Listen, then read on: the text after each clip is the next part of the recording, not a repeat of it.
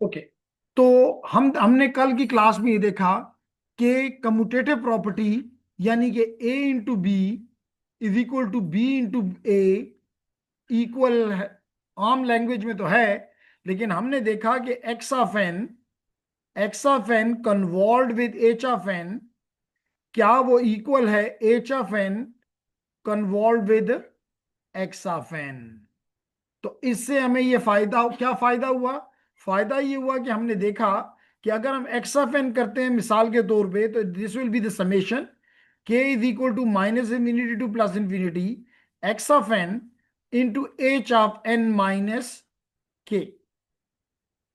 और अगर हम इस नंबर वन को ले लें तो ये वन हो गया। अगर ये टू को ले लें तो इसका मतलब है टू ये कहता है कि H of N into X of N minus K. तो क्योंकि ये दोनों इक्वल कल प्रूफ हो गए, इसका मतलब है कि अगर हम सिग्नल के साथ ये काम करें, let it be call it A, और या बी करें, दोनों से कोई फर्क नहीं पड़ता। इसका मतलब यह है कि हम एक सिग्नल को यानी इनपुट सिग्नल को स्टेटिक कर दें, X of K into H of N minus K, X को हम फिक्स कर दें और एच को हम फ्लिप करें और फिर उसको शिफ्ट करें, या हम एच को फिक्स कर दें और एक्स को हम फ्लिप करें, फोल्ड करें और फिर शिफ्ट करें।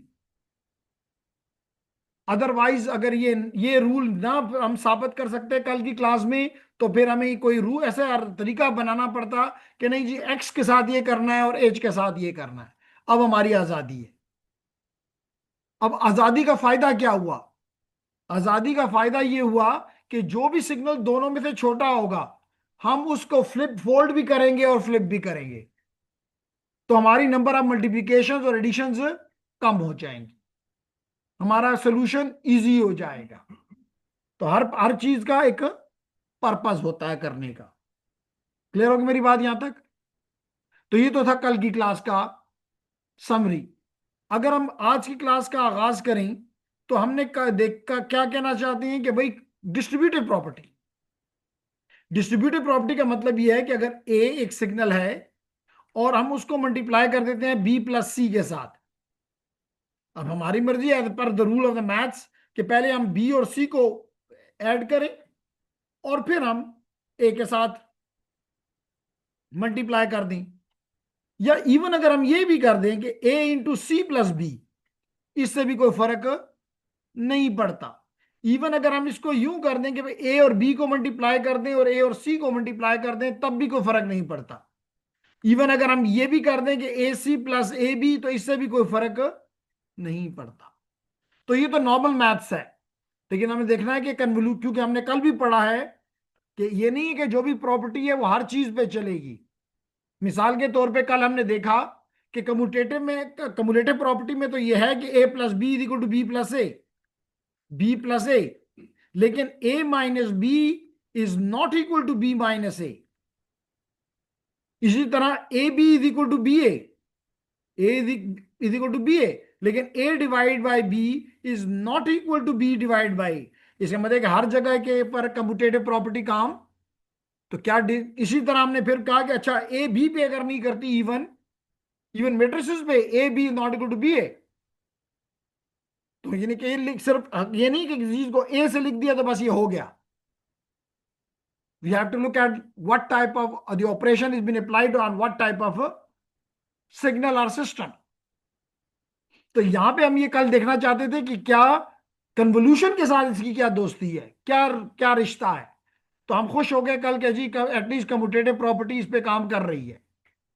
आज हम देखना चाहते हैं कि डिस्ट्रीब्यूटिव प्रॉपर्टी भी काम करती है या नहीं करती। तो जनाब हमने कहा कि जी हमारे पास एक, आपको पता है कि हमारे पास जो सिस्टम्स होते हैं वो सिस्टम्स एक एक सिस्टम मल्टीपल सब सिस्टम से मिलकर बनता है। जैसे बड़ी सिंपल सी एग्जांपल मैंने ये दी थी कि अगर मैं एग्जांपल ले लूं मोबाइल सेट की, तो very simply I can say कि क्या कभी आपने ऐसा कभी किया है कि यहां पे बोल रहे हो और कोई यहां पे एक डिवाइस लगाया हो जिसपे सुन रहे हो? नहीं। यही सुनने के काम भी आ रहा है और यही बोलने के काम भी। इसका मतलब है कि इसमें एक बोलने वाला सिस्टम है, यानी कि ट्रांसमीटर है, और एक एक रिसीवर है रिसीव करने के लिए। इसका मतलब, ये तो मैंने जस्ट एक बेसिक एग्जांपल दी, इसमें बहुत से मल्टीपल सब सिस्टम्स मिलके एक सब सिस्टम, एक सिस्टम बन रहा है। तो हमने यहां पे ये देखने की कोशिश की कि अगर हमारा सिस्टम फॉर एग्जांपल दो सब सिस्टम से बना हो, एक H1FN से हमने रिप्रेजेंट कर दिया, लाजमी तौर पे अगर ट्रांसमीटर है तो उसका अपना एक इंपल्स रिस्पॉन्स होगा, और अगर, क्योंकि impulse response represent the characteristic of the system, what the system will perform, that is dependent upon the impulse response. Clear हो गया?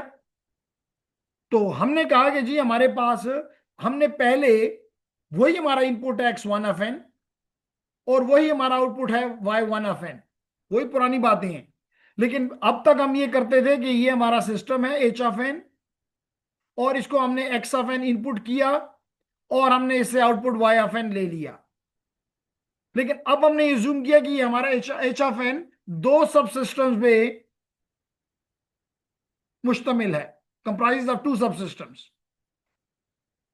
अब लाजमी तौर पे जब आप इनपुट देंगे, ओरिजिनल इनपुट देंगे ये X टू दिस फर्स्ट सब सिस्टम, तो definitely give you an output, क्योंकि सिस्टम को तो इनपुट दोगे तो क्या देगा, नो डाउट आउटपुट देगा। अब ये आउटपुट लाजमी तौर पे दूसरे सिस्टम के लिए इनपुट बन जाएगा, and that will be providing you the final output. अब हमारा मसला ये है कि अगर हम इनकी ऑर्डर को चेंज कर दें, जैसे अभी मैंने A × B + C किया और फिर C + B कर दिया, यहां पर भी देख लो, मैंने H2 को पहले लिख लिया और H1 को बाद में लिख दिया। ठीक है सलमान? तो अब वही इनपुट, क्योंकि इनपुट तो चेंज नहीं कर रहा मैं, लाजमी तौर पे जब सिस्टम चेंज हो गए तो आउटपुट चेंज हो जाएगा। तो अब Y1 नहीं है, आउटपुट इज Y2, कुछ डिफरेंट, कुछ डिफरेंट Y2। और जब ये इनपुट मैं दूंगा पहले सिस्टम को, H1 वाले सिस्टम को, तो ये मुझे कोई आउटपुट देगा। मैंने उसको Y' से रिप्रेजेंट कर दिया। किससे रिप्रेजेंट कर दिया? Y' से। मुझे नहीं पता क्या है, बस Y' है।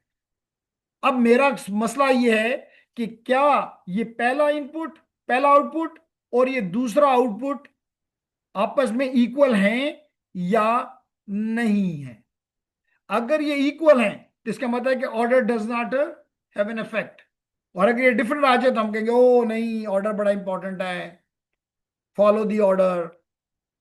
तो ये हमारा ऑब्जेक्टिव है। अब इस ऑब्जेक्टिव को हासिल करने के लिए लेडीज एंड जेंटलमैन हमने क्या किया, मैंने, थोड़ी सी आपकी तवज्जो चाहिए, पहले मैंने ये बॉक्स ले लिया, ये बॉक्स, इसको मैं यहां से गोलों को खत्म कर देता हूं, और ये मैंने पहले ये बॉक्स लिया, ले सकता हूं भाई, इसमें एक इनपुट भी है, एक आउटपुट भी है, और एक सिस्टम भी है। ठीक है? फिर मैं क्या करता हूं कि मैं कलर चेंज करता हूं ताकि आपको नजर आए। मैं कलर चेंज करके रेड ले रहा हूं, और अब मैं ये सिस्टम लेता हूं। अब मैं ये सिस्टम ले लिया मैंने, रेड वन। अलग नजर आ रहा है ना कि मेरा इनपुट जो है अब X1 है, और मेरा आउटपुट जो है वो Y1 है। तो दो चीजें मैंने ली।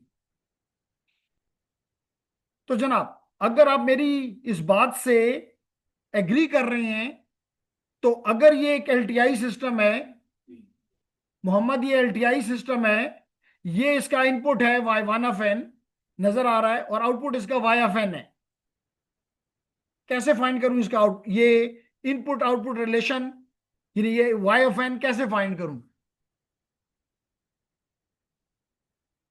मेरे ख्याल से इसकी, if I am not mistaken, शायद इसकी प्रोबेबली वीडियो भी आप लोगों को दी जा चुकी है, इसलिए हम आप जल्दी जल्दी दे रहे हैं कि आपके एग्जाम करीब है। तो चलें, अगर मोहम्मद नहीं बताता तो शहाब तो है।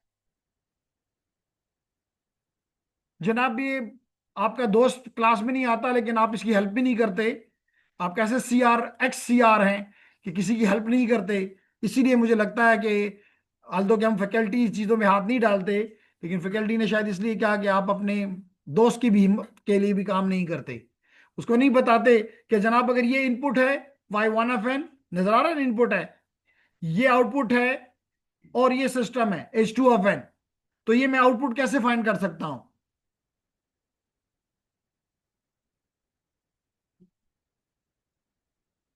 चलें, अगर XCR जवाब नहीं देता तो प्रेजेंट CR से पूछ लेते हैं।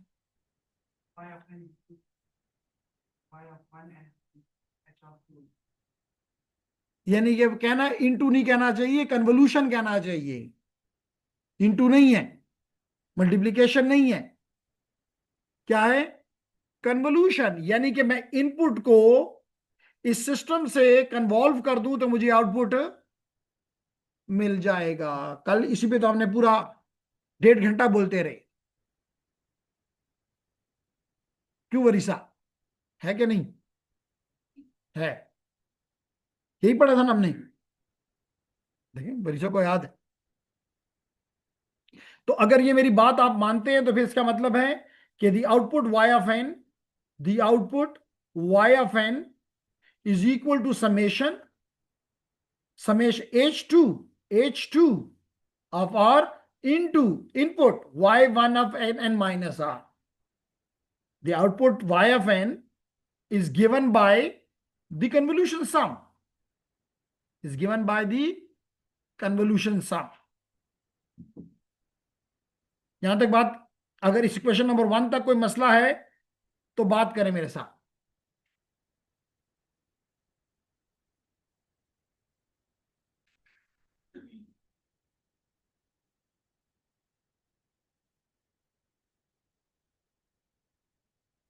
क्लियर है कि the output, definitely this output Y of n, which means this output Y of n is equal to the input summation the system multiply by the input, shifted input. Simple, कल भी हमने ये पढ़ा है। Now ladies and gentleman, अगर ये पढ़ा है तो मुझे आपकी थोड़ी सी और तवज्जो चाहिए। तवज्जो में अगर मैं कहूं कि मुझे ये बताओ कि Y1n क्या चीज है?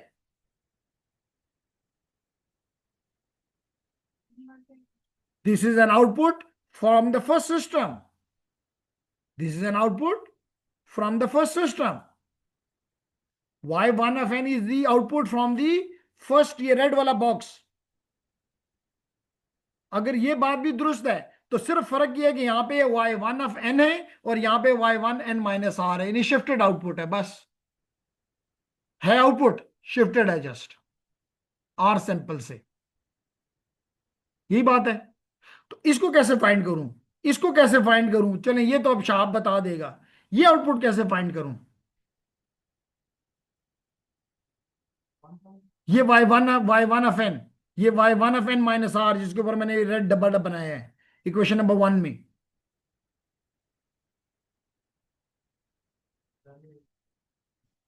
भाई अभी इस रेड बॉक्स का कन्वोल्यूशन हो जाएगा कि भाई input convolve with H1 of n is equal to Y1 of n। इससे ज्यादा तो ये तो मतलब वो जो super super super static system है वो भी जवाब दे देगा कि अभी तो 2 मिनट भी नहीं हुए कि बताया कि जब भी आउटपुट फाइंड करना है you need to convolve the input with the system response. क्यों मैं ऐसा ये बताया, और मैं खाली इतनी दफा बताया है कि अब तो रात को ख्वाबों में भी आना चाहिए कि व्हाट इज आउटपुट। तो बस आपको घर वाले उठाएं भी कि उठो, नाश्ते का टाइम है, कि output is equal to input multiply by convolve with the system response. लेकिन माशाल्लाह ऐसे स्टैटिक सिस्टम मुझे मिले हैं जो कि सेकंडों भी उनकी मेमोरी काम नहीं करती। आगे चलते हैं जी। तो जनाब अगर ये अपनी आपने मेरी बात मान ली तो क्या होगा? ये again summation system, system H1, system क्या है? H1 of n। बस हमने सिर्फ सैंपल उसका इंडेक्स का नाम चेंज कर देते हैं अपने वेरिएबल के मुताबिक। यहां पे मैंने वेरिएबल को m लिया है तो H1 of n into x. अब एक्स क्या है, आउटपुट क्या है, शिफ्टेड। तो अगर आउटपुट शिफ्टेड है तो इनपुट क्या होगा, इनपुट भी शिफ्टेड होगा। एलएसआई है, बार बार कह रही है, सिस्टम्स क्या है, एलएसआई है, शिफ्ट इन वेरिएंट है। तो देखें एक्स ऑफ एन माइनस, जब ये आउटपुट मेरा Y of N minus R है, तो मेरा इनपुट भी X of N minus R है। और साथ हम क्या करते होते हैं, हमें कन्वोल्यूशन ने कहा है कि आर साथ जो भी आपका वेरिएबल है वो माइनस एम कर दें। तो यहां तक बात दुरुस्त हो गई। देखो एक डब्बों के जरिए इसको देखो, तो पहले डब्बे ने, आपके ब्लैक डब्बे ने ये बनाया, और आपके रेड बॉक्स ने ये बनाया। रिकॉर्डिंग सुनो तो रेड और ब्लैक क्लियरली नजर आ रहा होगा वो स्क्रीन पे। You can easily understand that. अगर ये बात मेरी समझ आ गई, तो क्या है, ये दो समेशंस हैं, मैंने समेशंस को इकट्ठा करके लिख दिया। और बाकी क्या है, H of R, H2 of r, H1 of m, X of N minus R minus M, यही है। कोई मसला, सिर्फ इसको मैंने बाहर लिख लिया, क्या फर्क पड़ गया, दो दफा समेशन करनी है। अब अगर आप थोड़ी तवज्जो दें फिर, तो मैंने ये किया कि जिस लाजमी तौर पे समेशन, जब आर वाली समेशन, ये वाले समेशन, पहली वाली समेशन किस पे चलेगी, जिसमें आर होगा, जिसमें आर होगा। और ये दूसरी वाली समेशन किस पे चलेगी, जिसमें एम होगा। तो मैंने यही काम किया लेडीज एंड जेंटलमैन, मैंने यही काम किया, ये देख लें,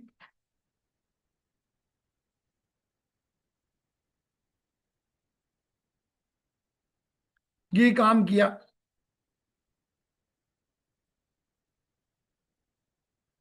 जी।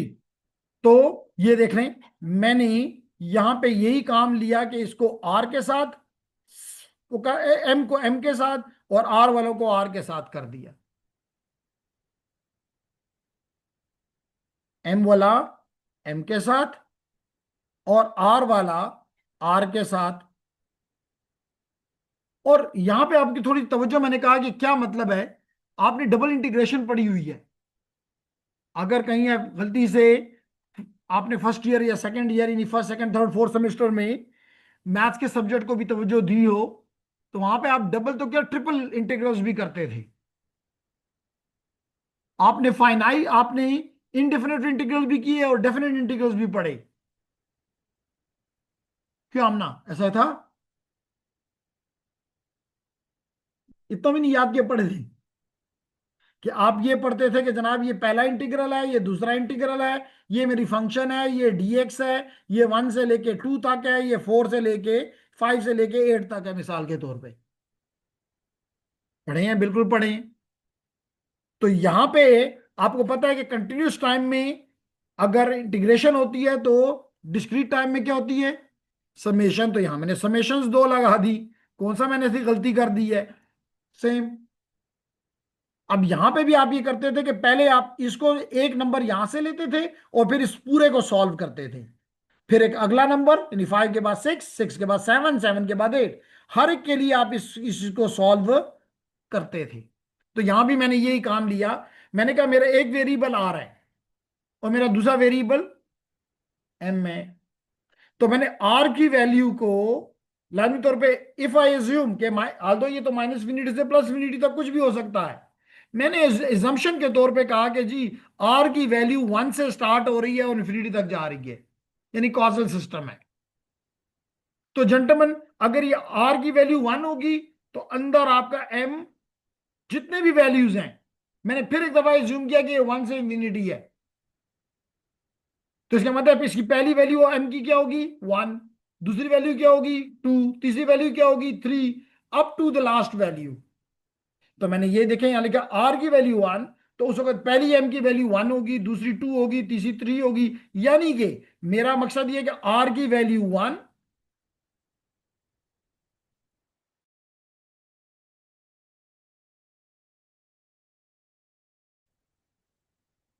जी वापस हो जाएं। तो हम बात कर रहे थे,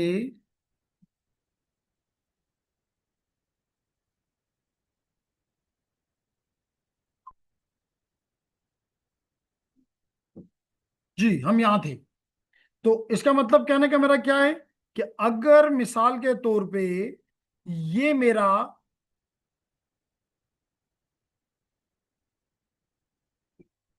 जी इसका मतलब ये है, अगर समझ में आए तो आप पूछ सकते हैं, बार बार पूछ सकते हैं, कोई मसला नहीं है, कि आर की वैल्यू अगर वन है तो एम की वैल्यू वन है।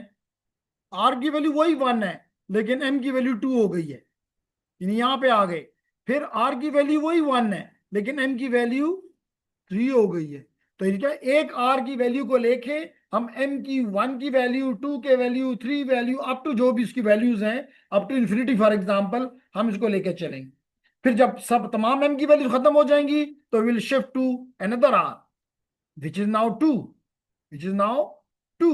आर की एम की वैल्यू वन है, R two, M be two, R three, M three and so on. जब तक कि ये दोनों, ये तो हर एक रो में कंप्लीट होता जाएगा, यहां पे भी एम की वैल्यू जो है वन के बाद टू, टू के बाद थ्री एंड सो ऑन। अब तो हम यहाँ पे वो काम कर नहीं रहे लेकिन एक अंडरस्टैंडिंग आपको दे रहा हूं कि इन दो समेशंस का मतलब क्या है। अब इसका मतलब ये हुआ कि मैंने, लेकिन इसको मैंने सिंपल कर दिया, मैंने एम वालों को अलग कर लिया और आर वालों को अलग कर लिया। जिनमें आर है समेशन उन पे आर का समेशन लगेगा। जैसे मिसाल के तौर पे अगर आपका एक डीएक्स होता था, एक डी वाई, तो एक्स वाले को एक्स के साथ करते थे, वाई वाले को वाई के साथ करते थे इंटीग्रेशन। सिर्फ मैंने ये किया कि मैंने इस एक्स माइनस आर को X minus M minus R लिख दिया, जिससे कोई फर्क नहीं पड़ता। Two minus three minus five लिखो या two minus five minus three लिख दो, डजेंट मैटर।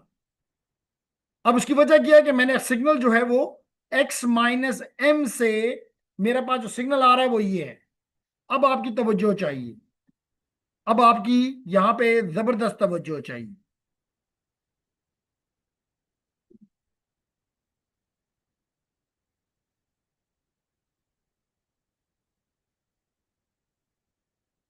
अब ये बताएं कि ये आउटपुट, ये आउटपुट क्या होगा, ये क्या रिप्रेजेंट कर रहा है?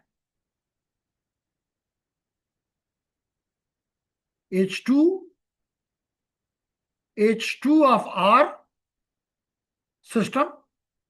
एच टू क्या है? सिस्टम। और उसका इनपुट क्या है? एन माइनस एम, यानी पहले से शिफ्टेड। एन माइनस एम का क्या मतलब है? एन तो इंडेक्स है, एम भी एक शिफ्ट है, आर भी एक शिफ्ट है। N minus M minus R. तो अगर हम यहां पे आगे पहले देखें तो ये बता रहा है Y two N minus M. क्या मतलब है? वापस फिगर पे जाते हैं। वाई एक्स टू, बल्कि कहाँ लिख लूं, यहां लिख लेता हूं ताकि आप लोगों के सामने हो, ताकि हम इसको डिस्कस कर सकें। ये समेशन, और समेशन आर पे है, H two of R into X of N minus M minus R. यही है, यही है। ओके, अगर यही है तो हम अपनी फिगर पे जरा सामने लाते हैं कि फिगर में क्या कहा गया, इसको किसके बराबर कहा जाएगा। देखें जरा, H two, H two of R into X of N minus M minus R, what is representing? Y two, H two into X. X two का देखें यहां पे, एक्स एच टू का तलक एच वन से था, लेकिन यहां पे एच टू का तलक किससे है? एच टू का तलक किससे है? शिफ्टेड एक्स के साथ। तो what should be the output? Y two. और वाई टू क्या, जितना आपका इनपुट शिफ्टेड है उतना आपका आउटपुट भी शिफ्टेड होगा। ऐसा ही है ना?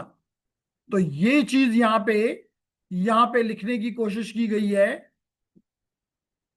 ये देख लें, Y two N minus M. अब एच और वाई टू का, एच वन और वाई टू का रिलेशन मुझे फिर एक दफा मैं यहां पे लिख रहा हूं ताकि आप लोग मुझे बता सकें। ये है H one of M into Y two N minus M.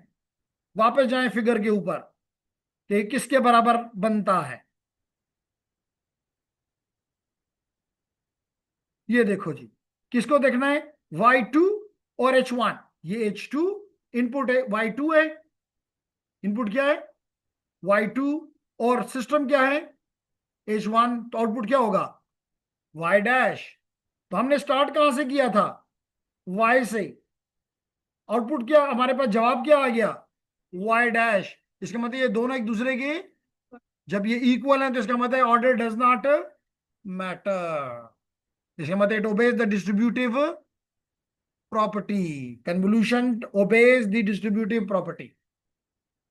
बात समझ आ गई? नाइस जी। अब हम आते हैं एक और आखिरी टॉपिक की तरफ, क्योंकि हमारे पास तकरीबन आधा घंटा बाकी है। And this is about the, कि अगर आपने एक कन्वोल्यूशन फाइंड करना है तो कैसे करें। यही बात यहां पे लिखी हुई है, कोई नई बात नहीं। ओके। एक चीज यहाँ पे और दिखाई गई है, जस्ट आपके इंफॉर्मेशन के लिए, कि अगर आपका आप अपना एच एफ एन को देखें, तो एच एफ एन की वैल्यू नेगेटिव भी हो सकती है, जीरो पे भी हो सकती है, पॉजिटिव इंडेक्सेस पे भी हो सकती है। यही पढ़ा है ना हमने। एच एफ एन, अभी हम आपने पहला क्वेश्चन सुबह का ये किया एच एफ एन, तो मैंने कहा कि एच एफ एन अगर फाइनाइट है कि इनफाइनाइट है। अगर इनफाइनाइट है फिर तो माइनस इन्फिनिटी से प्लस इन्फिनिटी तक जा रहा है। क्लियर? तो यहां पे मैंने ये किया कि नेगेटिव इंडेक्सेस वालों को अलग करके लिख दिया, और पॉजिटिव और प्रेजेंट इंडेक्स और पॉजिटिव इंडेक्सेस को अलग करके लिख लिया। और सिर्फ बताने के लिए लिखा कि अगर आपका सिस्टम इन इंडेक्सेस पे, यानी पॉजिटिव इंडेक्सेस पे डिपेंड करता है, इन इंडेक्सेस पे जिसको मैं बॉक्स में बंद कर रहा हूं रेड बॉक्स पे, तो your system is a causal system. Your system is a, because the system depends upon the present input and the past inputs. Present input and the past inputs. Sorry, not inputs, sir. Yeah, x are the inputs, sir. तो इसका मतलब है कि उस जगह पे h मौजूद है। इसका मतलब कि नेगेटिव पे h नहीं है। अगर h नेगेटिव फॉर्म में नहीं है तो वहां पे अगर आपका सिग्नल है भी, तो अभी आपने देखा कन्वोल्यूशन होगा तो दोनों एक दूसरे से मल्टीप्लाई होंगे, जवाब क्या आएगा? जीरो। इसका मतलब system is a causal system. अगर आपके सिस्टम में ये ब्लैक रेड बॉक्स के साथ साथ, रेड बॉक्स के साथ साथ ये ब्लू बॉक्स, ये दूसरा बॉक्स भी आ गया है, यानी नेगेटिव इंडेक्सेस भी एच के हैं, तो then your system is an anti causal system, purely anti causal. और अगर दोनों हैं तो it is a non causal system. लेकिन रियलिस्टिक हमारे लिए क्या होता है? We go for the causal systems. तो the causality of the system depend upon the impulse response of the system. Clear?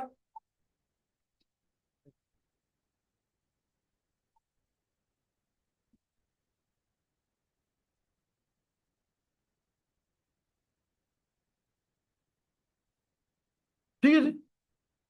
So ladies and gentleman, अब हम एक प्यारे से टॉपिक पे आते हैं।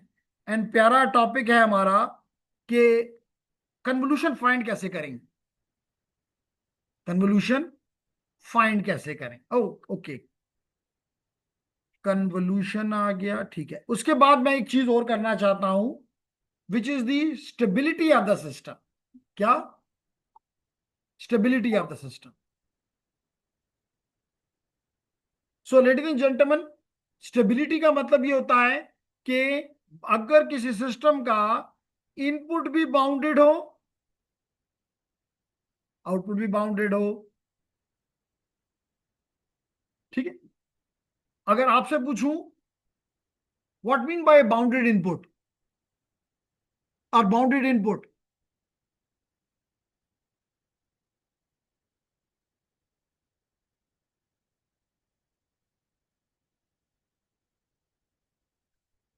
यानी जिसका सम जो है, यानी अगर आपका, इसका कहने का मकसद ये है, जो मैं ज्यूम कर रहा हूं, व्हाट्स योर नेम? मलिया कह रही है कि अगर आपका input signal X of N का सम जो है that is less than infinity, N can be from any one to any place, लेकिन it is finite number of samples, क्योंकि अगर इनफाइनाइट सैंपल्स हैं तो फिर तो लाजमी तौर पे सम जो है वो equal to less than infinity नहीं आ सकता। तो अगर आपका ये करता है तो हम कहेंगे कि इसका हमारे सिस्टम को जो इनपुट मिल रहा है वो बाउंडेड है। क्या है? बाउंडेड है।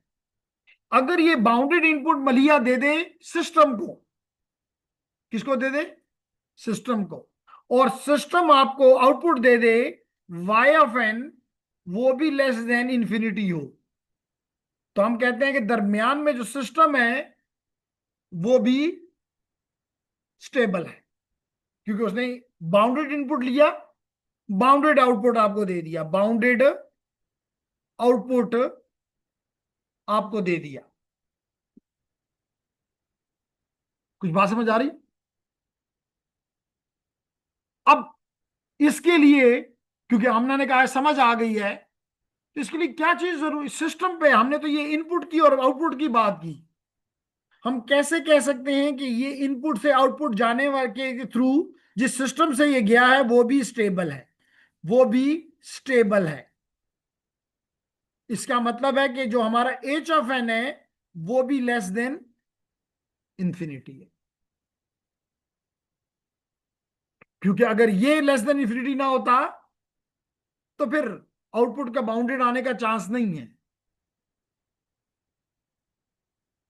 क्लियर होगी मेरी बात? क्लियर?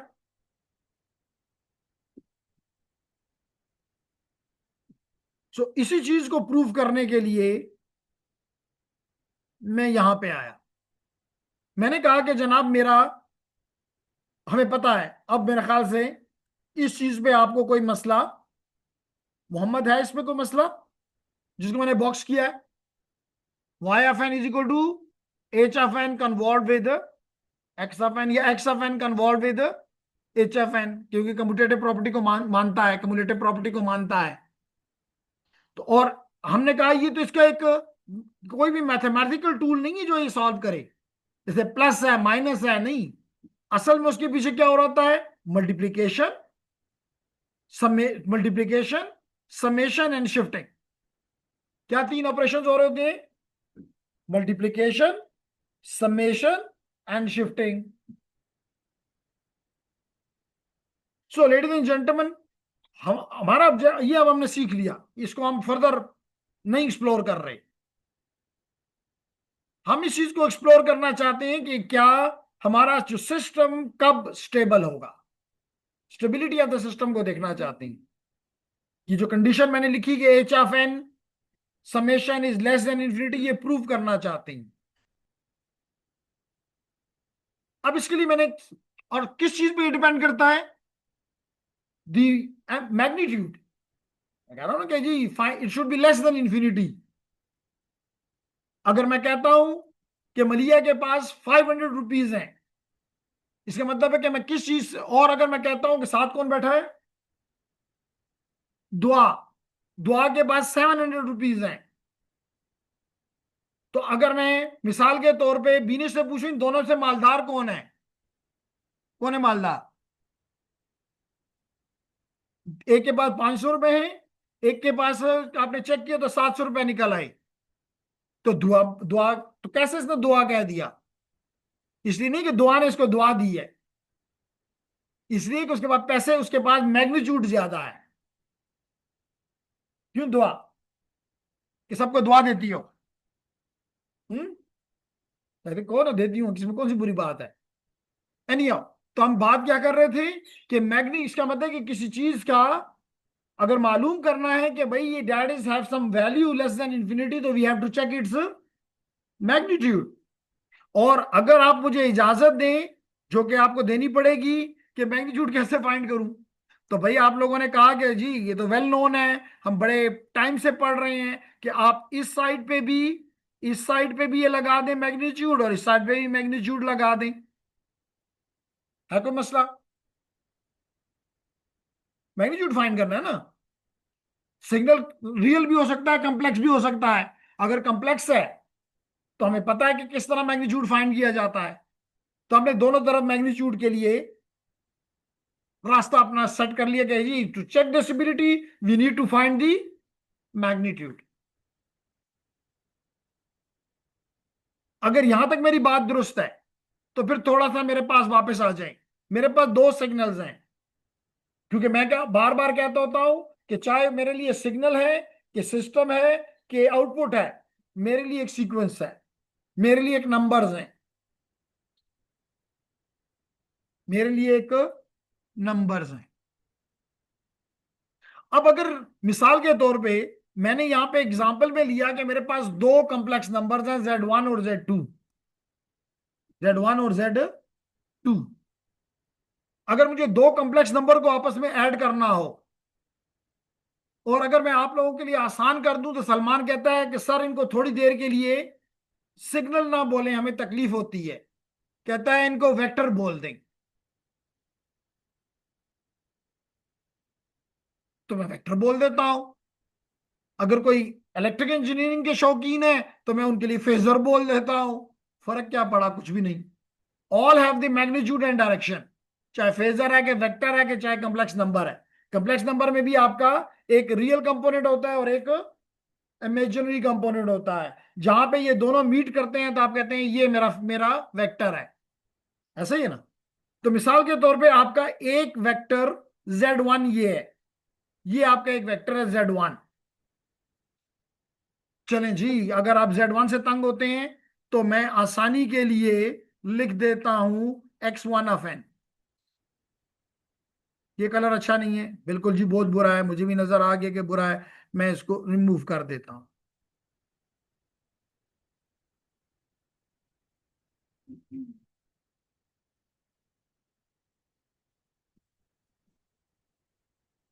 अब बताएं कि ये कैसा है।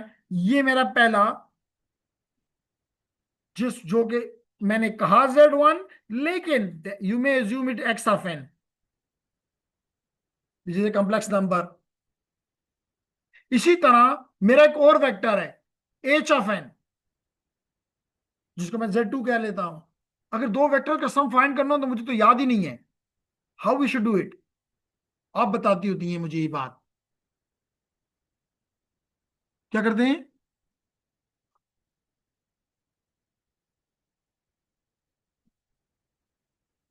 जी आप बताती होती हैं। भाई ग्राम में हेड टू टेल रूल पड़ा हुआ है।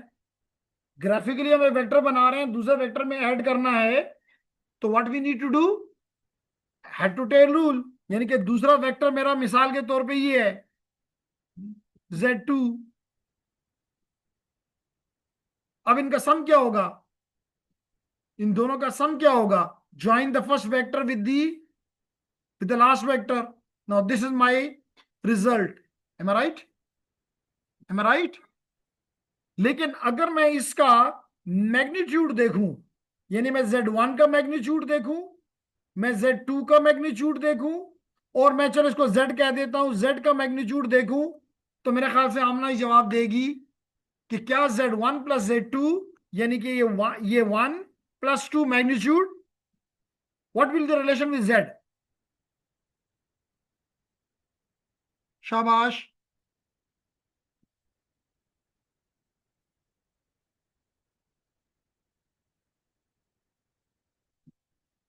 बोलो ना। The magnitude of this Z1 + Z2, and I want to have a relation with Z. What's the relation here? Less than or equal to. Very nice. किसने कहा लेस देन? शाबाश। नजर आ रहा है भाई, आंखें से पढ़ लो। ये जमा करो, ये जमा करो, तो लाजमी तौर पे या तो इसके बराबर भी किस हालत में होगा? अभी बराबर भी नहीं हो सकता। बराबर इसमें हो सकता है कि Z1 आपका ये होता और Z2 आपका ये होता। Z1 और Z2 यूं होते। अब आपका जो अल्टीमेट Z आ रहा है वो इन दोनों के सम के बराबर होता। तो इन्हीं के दो बराबर इस हालत में और लेस देन इस हालत में। इसलिए बीनिश ने इन दोनों को कंबाइन करके ये कह दिया। क्यों सलमान? तो बस मैंने भी यहां पे यही किया। मैंने क्योंकि समेशन बाहर निकाल दिया, तो अब जब समेशन कर रहा हूं इन दोनों को, तो this will be, the output will be less than or equal to this. हाँ, अगर इनकी मल्टीप्लीकेशन की जाए तो कोई फर्क नहीं पड़ता, इक्वल है। तो मैंने इनको अलग अलग कर दिया। दो मल्टीप्लाई हो रहे थे ना, दो वेक्टर्स। आई सेपरेटेड देम। अब तो क्या मतलब, मेरे पास तीन चीजें आ गई। एक तरफ Y ऑफ n का मैग्नीट्यूड, और दूसरी तरफ H, और ये इन तीनों को देखना है। अब मैं सबसे पहले अपने इनपुट को देखता हूं। मैं कह रहा हूं कि मेरा इनपुट जो है वो बाउंडेड है, बाउंडेड इनपुट है। क्या मतलब है? इसका मतलब कि इट इज लेस देन और equal to some finite value m, and this m is no doubt less than infinity, less than infinity, क्योंकि अभी हमने कहा कि माई इनपुट इज बाउंडेड। अगर ये बात है तो इसका मतलब ये हुआ कि दिस m, जब हम कह रहे हैं कि m में मैग्नीट्यूड है, तो इट कैन हैव, मैग्नीट्यूड उठाओ तो नेगेटिव वैल्यू भी हो सकती है और पॉजिटिव भी हो सकती है।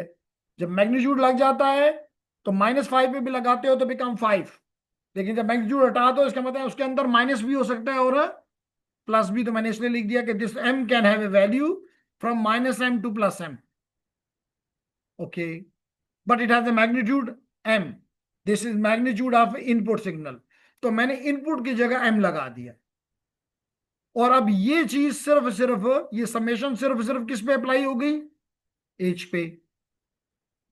अब अगर मुझे आउटपुट बाउंडेड चाहिए, मुझे आउटपुट बाउंडेड चाहिए, तो मेरा ये इन दो चीजों पे डिपेंड करता है। ये तो हमने पहले ही कह दिया कि ये बाउंडेड है, m तो हमने पहले ही कह दिया कि क्या है। तो फिर इसका मतलब है कि अगर अगर y ने बाउंडेड होना है तो it need to be bounded. This box, this box जो आपके सामने बन रहा है, this need to be bounded, otherwise this will, output y of n will never be bounded. तो इसलिए हमने लिखा कि for bounded output this h of k magnitude must be less than infinity. If this condition prevails, then, and what h of k represents? System. What h of k represent? System response. इसका मतलब है कि the system response should be bounded for a system to be stable. To be stable. कुछ बात समझ आई? Okay, अगर ये भी समझ आ गया तो और अच्छी बात।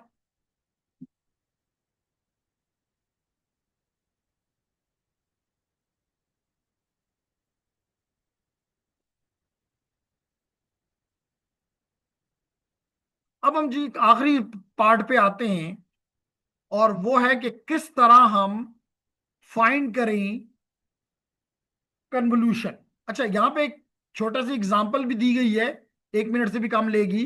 अगर मेरा सिस्टम ये है H of N is equal to 1/2 N U of N, हो सकता है ना? 1/n, 1/2 की power N U of N, that is representing, जैसा भी मैंने कुछ देर पहले लिया था यू ऑफ एन। आपके सवाल के जवाब में मैंने क्या लिया था? U of N. अब मैंने ले लिया 1/2 एन की power N U of N, और पूछ रहा हूं कि क्या ये सिस्टम स्टेबल, क्योंकि अभी हमने देखा है कि the stability of system depends upon the value of the H of N, अभी आपने देखा है। तो अगर ये है, इसका मतलब है कि एन की वैल्यू, पहले तो अगर ये, उसने साथ ये भी कहा है कि कॉजल, कहता है for practical systems we design both causal and stable systems. तो अगर ये कॉजल है तो इसका मतलब है कि एन की वैल्यू 0 से लेके पॉजिटिव पे गई हुई है। तो हमने यहां पर ये देखें किया कि 0 ले लिया, 1 ले लिया, 2 ले लिया, 3 ले लिया, एंड सो ऑन। अगर आप यहां 0 पुट करें तो एच ऑफ एन की पहली वैल्यू क्या आएगी? कौन मुझे जल्दी से बताएगा? अगर यहां 0 पुट कर दें तो एनीथिंग पावर 0 इज 1, और यू ऑफ 0 इज ऑल्सो, तो 1 इंटू 1 1 1। अब अगर 1 हो जाए, इसका एन की वैल्यू 1 हो जाए, तो 1/2 की पावर है 1 इज 1/2, और यू ऑफ एन तो फिर 1 है, इसका मतलब नेक्स्ट वैल्यू विल बी 1/2। अगर मैं इसका 2 ले लूं एन की वैल्यू तो 1/4, 3 ले लूं तो 1/8, एंड सो ऑन। यही वैल्यूज है ना, सीक्वेंस है। अब ये किस किस्म की सीरीज है? ज्योमेट्रिक। ज्योमेट्रिक सीक्वेंस में और इनफाइनाइट ज्योमेट्रिक सीक्वेंस है, कौन सा? सॉरी, इनफाइनाइट ज्योमेट्रिक सीक्वेंस है। अगर ये इनफाइनाइट ज्योमेट्रिक सीक्वेंस है तो इसमें एक टर्म होती थी कॉमन रेशो, जो कि second term divide by the first term होती है, यानी कि 1/2 divide by 1 is equal to 1/2। तो इसका मतलब common ratio is 1/2 in this sequence. And हमने पढ़ा हुआ है एफएससी में फर्स्ट ईयर में कि अगर आपने इसका सम फाइंड करना है तो the first value divide by 1 minus the common ratio. तो फर्स्ट वैल्यू इस सीक्वेंस की क्या है? 1। और 1 माइनस आर की वैल्यू आपने क्या फाइंड की है? तो 1 माइनस 1/2 सॉल्व करें तो आता है 2 which is much less than infinity. इसका मतलब है कि द समेशन इज, अगेन जैसे अभी बीनेश ने दुआ और मलाइका के दरमियान पैसों के बेस के ऊपर 700 और 500 को देखकर डिसाइड किया था, यहां भी हम डिसाइड करें कि this summation is 2 which is much less than infinity. इसका मतलब दिस इज फाइनाइट। तो अगर आपका एच ऑफ एन फाइनाइट हो तो सिस्टम क्या होता है? स्टेबल होता है। तो अगर कोई आपसे कल ये पूछ ले कि सिस्टम स्टेबल है कि नहीं है, तो यू विल डू दिस और कह के भाई एविडेंस दो। तो इसका मतलब लिख देना इज नॉट इनफ, लिख दोगे तो काट देगा, बड़ा जालिम है। एविडेंस मांग रहा है, एविडेंस आप यहां से देंगे कि जी समेशन जो है वो क्या आ गई है, यानी कि वो आपसे ये मांग रहा है कि एच ऑफ के को प्रूव करोगे is less than infinity. Clear?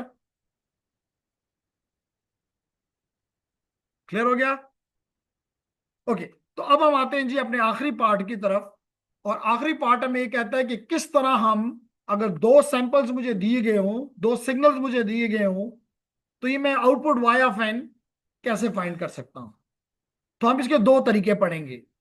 एक तरीका है कि ग्राफिकली कर लो, और दूसरा है कि ग्राफिकली नहीं हो सकता या आपको कहा जा रहा है कि नहीं ग्राफिकली नहीं करना, तो फिर आप एनालिटिकली कर सकते हैं। कैसे कर सकते हैं? एनालिटिकली। तो मैं अभी आपको पहले बताना चाहता हूं कि किस तरह ग्राफिकली करते हैं। तो लेडीज एंड जेंटलमैन, इसके कुछ स्टेप्स अपने पास नोट कर लें, इसके कुछ स्टेप्स अपने पास नोट कर लें। और वो ये हैं कि अगर आपके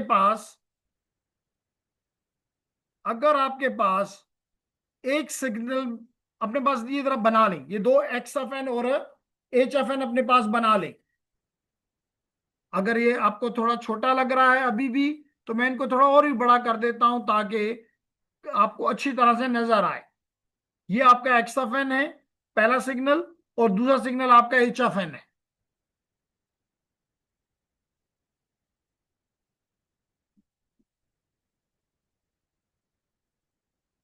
एक्स ऑफ एन 0 से लेके 2 तक है, 0 पे है, 1 पे है और 2 पे है, 1 पे है और 2 पे है। जबकि एच ऑफ एन -1, 0 और -2 पे है, 0 और -1 पे है, सॉरी।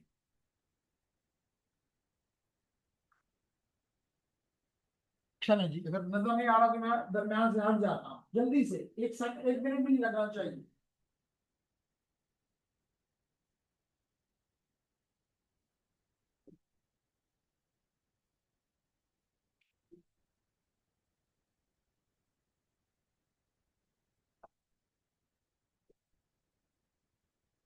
मुश्किल है कोई? इसको बनाना तो क्लास 4 के बच्चों को भी कहूँ तो बना लेंगे, बल्कि आप कहेंगे वो तो क्लास 4 के नाम, तो क्लास 3 में ही, 3 में है। तो इस सेमिस्टर का हमारा 3rd ईयर था, तो आप तो कहें हम अर्ली थर्ड क्लास 3 में। हो गया? तो जनाब हमने फाइंड करना है इसका आउटपुट। हमने फाइंड क्या करना है? इसका आउटपुट। यानी कि अगर ये दोनों आपस में कन्वॉल्व हो तो आउटपुट क्या होगा। तो अगर हम आउटपुट फाइंड करना चाहते हैं सलमान, तो कौन सा तरीका इस्तेमाल करें? कन्वोल्यूशन। तो इसलिए हमने यहाँ पे लिखा है कि जनाब अगर हमने आउटपुट फाइंड करना है, हमें इनपुट भी पता है, हमें सिस्टम भी पता है, तो क्या मुश्किल है? फिर क्या करना होगा? कन्वोल्यूशन। और कन्वोल्यूशन किसके बराबर होता है? इसके बराबर होता है।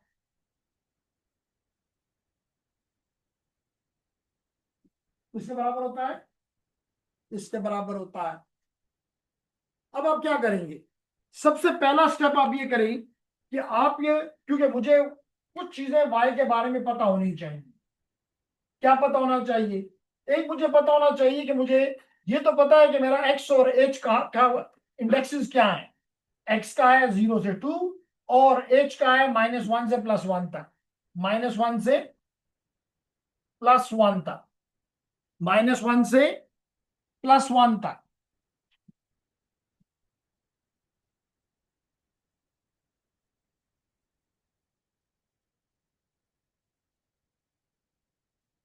अच्छा, तो ये इसको नहीं मिटाता, लेकिन इसको मिटाने का एक तरीका ये भी हो सकता है कि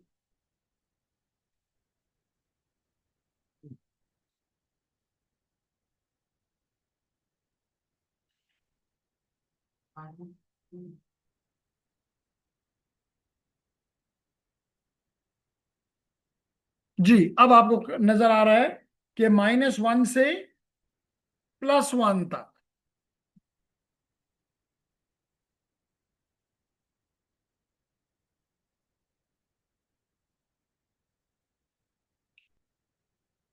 तो जनाब आपको क्या चाहिए?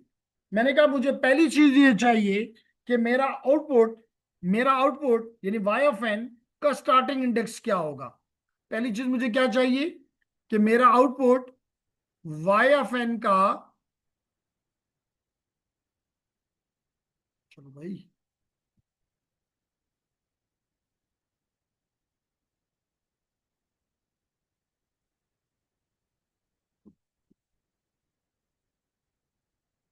जी, मेरा वाई ऑफ एन का स्टार्टिंग इंडेक्स क्या होगा। वरिष्ठा के साथ कौन बैठा हुआ है? Laiba. Laiba, X of N का स्टार्टिंग इंडेक्स क्या है? 0। एच ऑफ एन का स्टार्टिंग इंडेक्स क्या है? -1। इसी तरह लाजमी तौर पर मुझे पता होना चाहिए कि वाई ऑफ एन आउटपुट का स्टार्टिंग इंडेक्स क्या होगा। तो जवाब यह है कि आप इन दोनों के इंडेक्सेस को आपस में जमा कर दो, दोनों के इंडेक्सेस को जमा कर दो। तो इसका मतलब कि आपके एक्स ऑफ एन का स्टार्टिंग इंडेक्स जो है वो है इंडेक्स प्लस स्टार्टिंग इंडेक्स, और आपके एच ऑफ एन का स्टार्टिंग इंडेक्स क्या है? 0 और 1 हमें लाइबा ने बताया, 0 और -1। तो इसका मतलब है कि वाई ऑफ एन का स्टार्टिंग इंडेक्स क्या होगा? स्टार्टिंग इंडेक्स ये होगा। क्लियर हो गया?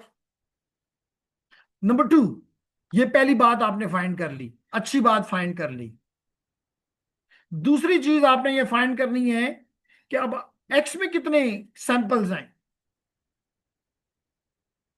3। एच में कितने हैं? 3। तो फिर लाजमी तौर पर मेरा सवाल खुद पूछ रहा हूं मैं कि वाई के सैंपल्स कितने होंगे, वाई एफ एन के सैंपल्स कितने होंगे? तो that is equal to the X of N के samples plus H of N के सैंपल्स, नंबर ऑफ सैंपल्स, -1। कितने? तो एक्स ऑफ एन के कितने सैंपल्स हैं? Y of N H of N के कितने हैं? 3। कितने सैंपल्स हैं? 3। और -1 कर दो तो क्या जवाब आ गया? 5। इसका मतलब है कि पहले से मुझे पता चल गया कि वाई में मेरे 5 सैंपल्स होंगे। क्लियर हो गई बात भी? अब मेरा सवाल यह है कि इसका मतलब है कि मेरा, अगर मैं वाई एफ एन का स्केलेटन बनाना चाहूं तो मुझे पता चल रहा है कि मेरा वाई एफ एन का स्टार्टिंग इंडेक्स क्या है? -1। और कितने सैंपल्स हैं? 5। इसका मतलब एक -1 पे होगा, अगला 0 पे होगा, फिर 1 पे होगा, फिर 2 पे होगा, फिर 3 पे होगा। क्या 5 पूरे हो गए? 5 सैंपल्स हो गए? बिल्कुल हो गए। तो मुझे स्केलेटन पर, मुझे पूरा सैंपल नहीं पता चला, मुझे सिर्फ ये पता चल गया कि कितने सैंपल्स होंगे वाई ऑफ एन के, -1 से लेके 3 तक, -1 से 3 तक। तो स्केलेटन तैयार हो गया है। अब सिर्फ इस -1, 0, 1, 2, 3 पे जो भी वैल्यू होगी वो रखनी है। क्लियर? अच्छा, अगर ये भी क्लियर है, अब मुझे क्या यहां से देखे, मुझे किसी एक, अब किस सैंपल को मैं उल्टूं, यानी फोल्ड करूं, क्योंकि एक सिग्नल को मुझे क्या करना है, n-k शिफ्ट करना है, लेकिन शिफ्ट करने से पहले उसको फोल्ड करना है। क्या करना है? फोल्ड करना है। तो लेडीज एंड जेंटलमैन, अगर इसको फोल्ड करना है तो किसको करूं?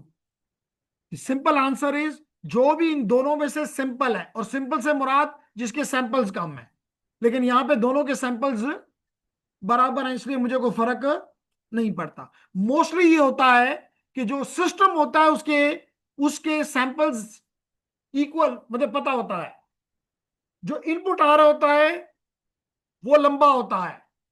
और in case of the linear, क्योंकि कन्वोल्यूशन दो किस्म की है, linear convolution and circular convolution.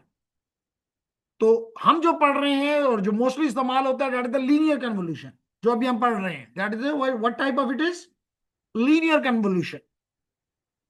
तो लीनियर कन्वोल्यूशन में हमारे पास जो सिग्नल आ रहा होता है उसके सैंपल ज्यादा होते हैं, ताकि टर्मिन इनपुट के सैंपल ज्यादा होंगे, तो मोस्टली हम एच को उल्टा देते हैं, फोल्ड कर देते हैं। लेकिन हमारे इस केस में, इस एग्जांपल में कोई मसला नहीं, चाहे हम एक्स को करें कि एच को करें। अगर हम इवन अगर हम मिसाल तौर पे एच के 5 होते हैं और फिर भी हम फोल्ड कर रहे हैं, सिस्टम गलती नहीं आएगी, सिर्फ थोड़ा सा मुश्किल हो जाएगा। Answer will be exactly same. बात समझ आ गई? तो लेडीज एंड जेंटलमैन, हमने इन, ये आपका एक्स ऑफ एन था, ये आपका एच ऑफ एन है।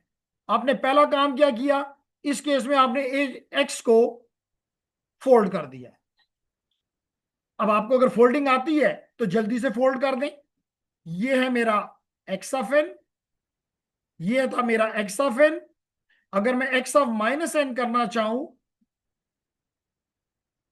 तो क्या हो जाएगा, ये 0, ये -1 और ये -2, यही हो जाएगा।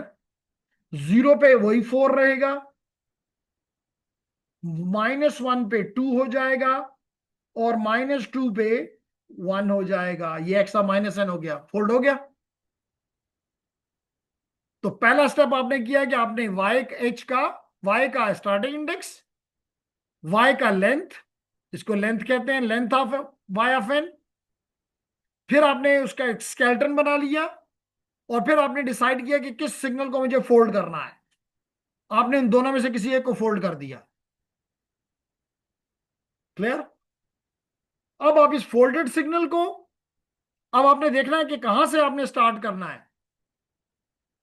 उस जगह के इंडेक्स से आपने इसको -n को शिफ्ट देना शुरू कर दें। जैसे यहां पे आप देख सकते हैं,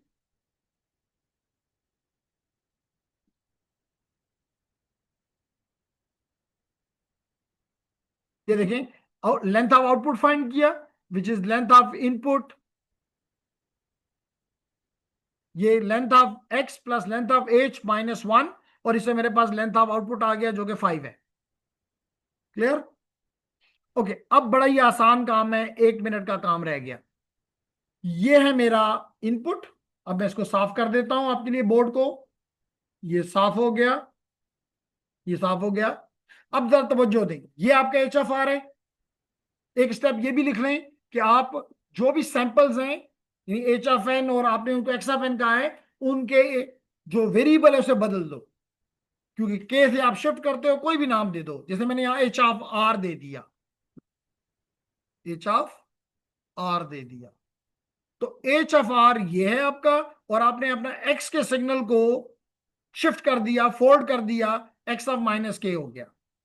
अब अगर आप तवज्जो दें दोबारा, तो आपको पता चलेगा कि हम क्या कर रहे थे। हम ये कर रहे थे, हम ये कर रहे थे समेशन, फिर यहां पे H of R into X of n minus R, यही कर रहे हैं ना? तो इसका मतलब कि हमें इन दो सिग्नल्स को आपस में क्या करना होगा, multiply, and then summation, then summation. तो देखिए यहां पे भी हमने ये किया। अब आप देखें, माइन यहां पे क्या है, -2 से स्टार्ट हो रहा है, यहां -2 पे क्या है, 0। एच एफ आर में -2 पे क्या है, 0। तो यहां पे इसके सैंपल की वैल्यू 1 है, तो 1 × 0 0 लिख लें जी, 0। फिर इसके -1 पे और इसके -1 पे, इसके -1 पे -2 है और इसके भी -1 पे 2 है, तो 2 × 2 4। फिर 0, इसके 0 पे 4 है, इसके 0 पे 1 है, तो 4 × 1 4।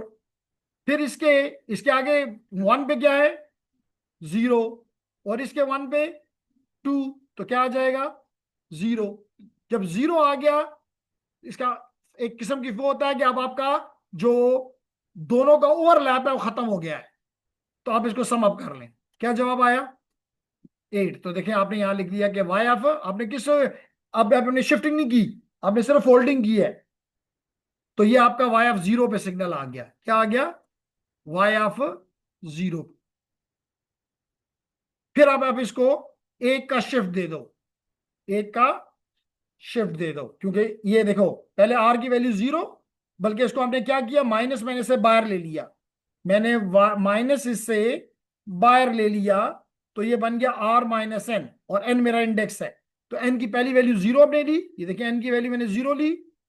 अब मैंने n की वैल्यू 1 ले ली, तो -1 का मतलब है कि शिफ्ट टू द राइट। तो मैंने देखे इस पूरे के पूरे सिग्नल को, जो कि पहले 0 पे था वो 1 पे आ गया, जो -1 पे था वो 0 पे आ गया, and so on. And again multiply this signal with this signal. अब देखें जी, यहां पे भी -1 पे है, यहां भी -1 पे है, क्या है, 2 × 1, तो यहां पे हम लिख लेते हैं 2। फिर 0 पे 2 है और यहां 0 पे 4 है, तो 4 जी, 2 और 4, 4 × 2 8। यहां 0 पे 2 है, यहां पे 0 पे 4 है, ओ सॉरी सॉरी सॉरी, हाँ एच, तो 2 × 1 2। फिर तो पहला पहले को भी दोबारा देखना पड़ेगा। ये है जनाब आपका, तो हम यहां पे है -1 पे और -1 पे, तो ये हो जाएगा 2 × 1, 2 × 1 विच इज 2। फिर यहां 0 पे 2 है और वहां पे 0 पे 1 है, तो फिर 2। फिर 1 पे 4 है और यहां 1 पे 2 है, तो 4 × 2 8। फिर यहाँ 2 और 3 आगे सारे 0 हैं, यहां पे अगर कुछ है भी तो डजेंट मैटर, पहले है ही नहीं, तो 8 + 2 + 2 बिकम्स, इसका मतलब है कि y of 1 is equal to 12। फिर हमने क्या किया, एक और शिफ्ट दे दिया, n की वैल्यू को 1 से 2 कर दिया, 1 से 2 कर दिया। देख लो ये जो वैल्यू पहले -1 पे थी वो 0 पे चली गई, एक शिफ्ट हो गया सिग्नल। दोबारा मल्टीप्लाई करें, अब देखें 0 का 0 से होगा, तो 1 × 1 1। फिर 2 है 1 पे और यहां भी 1 पे 2 है, तो 2 × 2 2 × 2 4। फिर 2 पे 4 है लेकिन यहां 2 पे 0 है, तो 0, और आगे कोई भी नहीं है, तो इसका मतलब 4 + 1 इज, इसका मतलब y of 2 is equal to 5। फिर क्या है, अगला क्या होगा, 3, 3 पे करें, और इस तरह -1 पे करें, क्योंकि हमारा सिग्नल -1 से 3 तक है। And then finally plot them on the graph, plot them on the graph, इन वैल्यूज को 0 पे 1 पे -1 पे 2 पे, इन सब पे इनको प्लॉट करना, and you get the final result कि -1 पे 0 पे 1 पे 2 पे 3 पे सारे, मैंने -1 पे नहीं फाइंड किया, -1 पे भी फाइंड करो। कुछ बात समझ आई। इसी तरह लेडीज एंड जेंटलमैन, अगर आपको इस तरह का क्वेश्चन मिल जाए,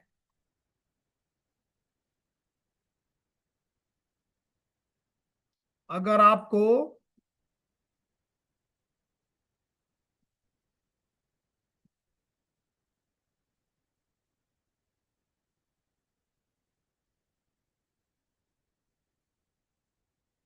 तो देखिए ग्राफिकल के क्या रूल हमने कहा, पहला काम क्या कर दो कि फोल्ड कर दो, फिर शिफ्ट कर दो, मल्टीप्लाई करो, सम करो और फिर शिफ्ट कर, फिर आगे उसको आर की वैल्यू को या एन की वैल्यू को, इंडेक्स की वैल्यू को चेंज कर दो। ठीक है, मैंने पहले क्या कहा कि X of N H of N इसके बराबर है। अगर इसके बराबर है तो एक सिग्नल को फोल्ड कर दो। फोल्ड का मतलब होता है कि एच के ऊपर इंडेक्स जीरो के ऊपर इसकी रिफ्लेक्शन बना दो। फिर आप उस सिग्नल को शिफ्ट करो, मल्टीप्लाई करो, सम करो एंड चलते जाओ। अब आपके लिए एक छोटी सी असाइनमेंट कि अगर ये आपके दो सिग्नल्स हैं, एक है एक्स ऑफ एन और एक है एच ऑफ एन, इस तरह भी तो दिए जा सकते हैं ना, तो इसको आप प्लॉट करो। एक्स ऑफ एन क्या है? एक्स ऑफ एन बन जाएगा, क्योंकि इंडेक्स जीरो से स्टार्ट हो रहा है, तो 0 1 2 3, 0 1 2 3, तो जीरो पे वन है, जीरो पे वन है, वन पे टू है, फिर टू पे 0.5 है, और थ्री पे वन है। ये आपका एक्स ऑफ एन है। और ये क्या है? H of N. H of N को कैसे प्लॉट करोगे? देख लें यार, -1 से स्टार्ट हो रहा है क्योंकि टू यहां पे एरो है, 1 और 2, तो -1 पे वन है, जीरो पे टू है, वन पे वन है, मेडिकल लोग, और टू पे -1 है, टू पे -1 है। अब सबसे पहला तो इंडेक्स को चेक करें, एक का इंडेक्स जीरो है, एक का इंडेक्स वन है, तो वाई का इंडेक्स क्या होगा? Starting index -1। वाई का, वाई ऑफ एन का स्टार्टिंग इंडेक्स हो जाएगा -1। अब इसका लेंथ कितना है? 4। इसका लेंथ कितना है? 4, तो 4 + 4 - 1 7।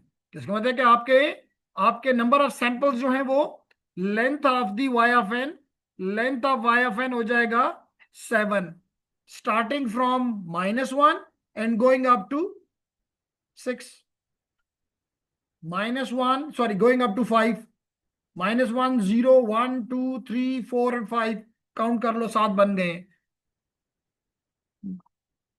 And then you have to again find, similarly multiply them, add them, shift them, and put the values there, and ultimately you will be getting a response.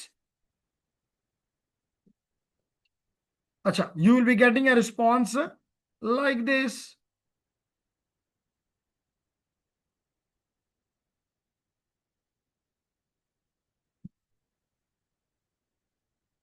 ये -1 से 5 तक, दिस इज द रिस्पॉन्स। और अगर आप जिस हालत में उसने सवाल दिया उसी हालत में जवाब लिखना चाहें तो क्या हो जाएगा? इट विल बी द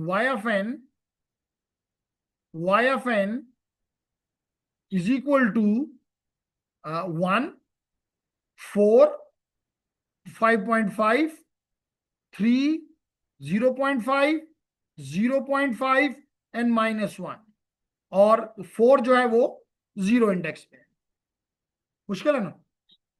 तो इजी इजी काम है और बड़ा इंपॉर्टेंट काम है। क्लियर? तो चलें जी, रिकॉर्डिंग बंद करते हैं।